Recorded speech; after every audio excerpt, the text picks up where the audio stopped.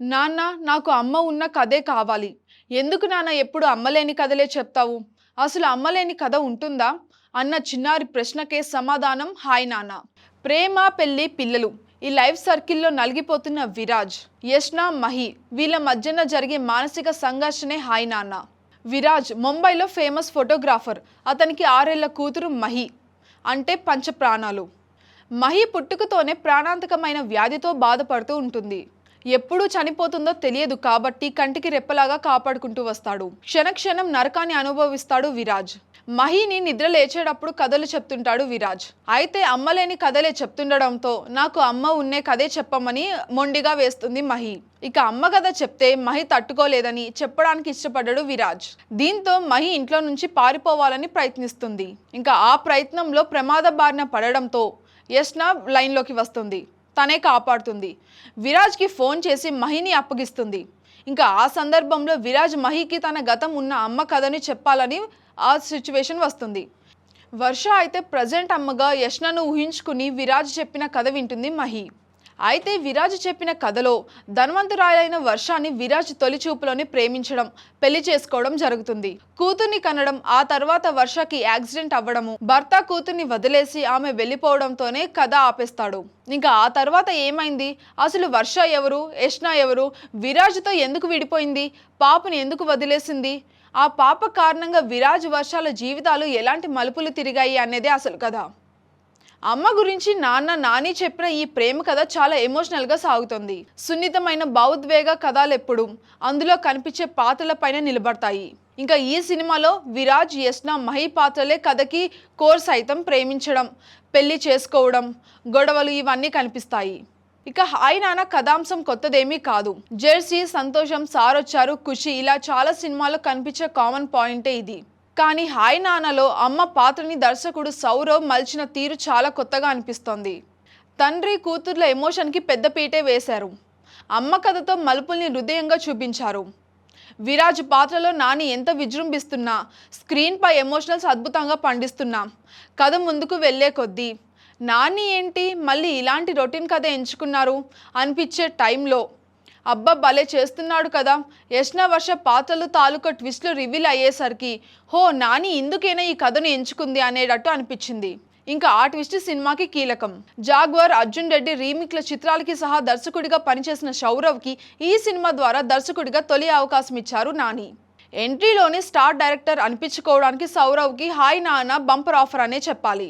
ఇంకా కథ చెప్పడంలో ఒక్కో దర్శకుడికి ఒక్కో శైలి ఉంటుంది. అయితే ఈ కొత్త దర్శకుడు కథ చెప్పడంలో ఎక్కడా కూడా కన్ఫ్యూజే కాలేదు. కథను మొదలుపెట్టిన విధానం, క్యారెక్టర్స్ ఎస్టాబ్లిష్ వరకు కలయిక చేయకుండా చాలా నీట్గా తీశారు. ఎమోషనల్ ఫీల్ గుడ్ మూవీకి వచ్చాము అనే ఫీల్ని కలిగించారు. అసభ్యతకి తావు ఇవ్వకుండా, అక్కర్లేని రొమాన్స్, హింసాలని జనాలకి ఎక్కించకుండా కథని నీట్గా ప్రజెంట్ చేశారు. కథలో మెయిన్ పాయింట్ రివీల్ అయిన తర్వాత కథ వేగం తగ్గింది.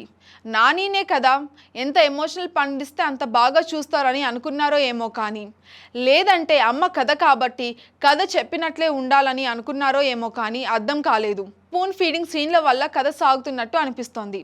పోనీ ఆ సీన్లు లేపేస్తే అంతకు మించి చెప్పేది, చూపించేది ఏమీ కనిపించకపోవడంతో స్లో నరేషన్ ఈ సినిమాకి పెద్ద మైనస్ అయ్యింది. కథ పడుతూ లేస్తూ సాగుతుంది. ఇంటర్వెల్ ట్విస్ట్తో కథ కుదుర్చుకొని ప్రీ క్లైమాక్స్తో కుదుర్చుకుంటుంది. ఇంకా జెర్సీ సినిమాలో ఈ ప్రపంచంలో నన్ను జడ్జ్ చేయని వాడు నా కొడుకు ఒక్కడే, వాడికి నేను కొంచెం కూడా తగ్గినా తట్టుకోలేడు అనే డైలాగ్ మాదిరే ఈ సినిమాలో కూడా ఒక డైలాగ్ ఉంది. ఈ ప్రపంచంలోనే ఎవరు ఏమనుకున్నా పర్లేదు, ఒక్క నా కూతురు తప్ప అనే డైలాగ్ ఉంది. ఈ రెండిటికి డైలాగ్స్ పరంగా కాకుండా క్యారెక్టర్స్ పరంగా కూడా పోలికలు కనిపిస్తాయి. పాత్రల పరంగా నాని, మున్నల్ ఠాకూర్, బేబీ కియారా ఆయా పాత్రలో జీవించేశారు. ముగ్గురు పోటీ పడి నటించారు. ఈ ముగ్గురి కాంబోలో సీన్లు అయితే గుండెల్ని పిండేస్తాయనుకోండి. ఏ పాత్ర చేసినా నానిని మర్చిపోయి తెరపై పాత్రను మాత్రమే గుర్తుంచుకునేటట్లు చేయడంలో న్యాచురల్ స్టార్ నానే ప్రత్యేకత. ఇక ఈ సినిమాలో కూడా విరాజ్ పాత్రలో ఒదిగిపోయారు. 6 ఏళ్ల కూతురికి తండ్రిగా నటించడమే కాదు, జీవించేశారు. ముఖ్యంగా కూతుర్ని ఎలాగైనా బతికించుకోవాలనే తపన, బాధ, దుఃఖాన్ని కళ్ళలోనే చూపించారు నాని. ఏడుపు సీన్లు ఎవరు పడితే వాళ్ళు చేస్తే ఎబ్బెట్టుగానే అనిపిస్తాయి. ఏడుపులో ఎంతో అందంగా కనిపించే మల్టీ లేయర్ ఉన్న పాత్రలో మున్నాల్ ఠాకూర్ అద్భుతంగా చేసింది. సీతారామం తరహాలో మరోసారి గుర్తుండిపోయే పాత్ర చేసింది. హీరోయిన్స్ ని గ్లామర్ డల్ గా మాత్రమే చూపిస్తున్న ప్రెజెంట్ జనరేషన్ లో మరోసారి తన పాత్రని నడిచే రోల్ ని దక్కించుకోవడమే కాకుండా ఆ పాత్రకు పూర్తి న్యాయం చేసింది మృణాల్ ఠాకూర్. ఆమె స్క్రీన్ ప్రెజెన్స్ చాలా బాగుంది. చిన్నారి బేబీ కియారా అయితే సినిమాకు ప్రధాన బలం. సినిమాకు మెయిన్ స్ట్రెంగ్త్ అయిన కోర్ ఎమోషన్ ని పండించడంలో పాప జీవించేసింది. నిజానికి చిన్న పిల్లలతో నటింపజేయడమే చాలా కష్టం. అలాంటిది ఎమోషనల్ సీన్స్ అంటే అంతకంటే కష్టం. కానీ ఈ సినిమాలో ఎమోషన్ సీన్లలో తనకంటే చేసినట్టుగా నటించింది బేబీ కియారా. డైలాగులు ఎలాంటి తడబాటు లేకుండా విత్ ఎమోషన్స్తో నానితో పోటీ పడి మరీ నటించింది చిన్నారి. చాలా సీన్లలో ఈ తండ్రి కూతుర్ల ఎమోషన్స్తో పిండించేశారు. ఇంకా సీనియర్ నటుడు జయరాం పాత్ర కూడా ట్విస్టులతో సాగుతుంది. క్లైమాక్స్లో కథని మలుపు తిప్పే పాత్రలో నటించారు. అతను హీరోకి తండ్రా లేక హీరోయిన్ తండ్రా అన్నది కథలో చిన్న ట్విస్ట్. హీరో ఫ్రెండ్ రోల్లో ప్రియదర్శి అయితే మంచి పాత్రే దక్కింది. అయితే ఈ సినిమాలో కామెడీకి పెద్దగా స్కోప్ లేదు కాబట్టి తన పాత్రకి న్యాయం చేశాడు ప్రియదర్శి. ఇక ఈ సినిమాలో శృతి హాసన్ ఉంది. ఉందంటే ఉందంతే. మెరుపు తీగలాగా ఒక సీన్లో అలా కనిపించి మాయమవుతుంది. ఇంకో సాంగ్లో కనిపిస్తుంది. హీరోయిన్కి ప్రియుడిగా డైరెక్టర్గా బాలీవుడ్ నటుడు అంగన్ బేడీ ఇంపాక్ట్ అయితే చూపించారు. ఇంకా విరాజ్ అశ్విన్ బేబీ మూవీతో ఫేమస్ అయి ఉన్నాడు, కానీ అతని పాత్రకి పెద్దగా స్కోప్ లేదు. క్లైమాక్స్ సీన్లో మాత్రమే అఖండ్ బేబీ విరాజ్ అశ్విన్లకు ఒక బలమైన సీన్ పడింది. ఇంకా మ్యూజిక్ పరంగా హేషన్ అబ్దుల్ హబాబ్ పర్వాలేదు అనిపించారు. సమయమా సాంగ్ని సినిమా మొత్తం ఏదో సందర్భంలో వాయిస్తూనే ఉన్నారు. ఇంకా సాంగ్ వరకు ఓకే, కానీ బ్యాక్గ్రౌండ్ మ్యూజిక్ ఖుషీ సినిమాలో విన్నట్టుగానే అనిపిస్తుంది. Sanu John Varghese camera works plus అయ్యాయి. నానిని కొత్తగా చూపించారు. హీరోయిన్ని 2 వేరియేషన్స్ ఉన్న పాత్రలో డిఫరెంట్గా చూపించారు. ఇంకా ముంబై గోవాలో లొకేషన్స్ని అందంగా మలిచారు. ఇంకా ఓవరాల్గా హాయ్ నాన్న సినిమాను హాయిగా అనిపించే సినిమా. కానీ చేతి నిండా పనులు పెట్టుకొని చేతిలో ఫోన్ పట్టుకొని చూసే సినిమా అయితే కాదు.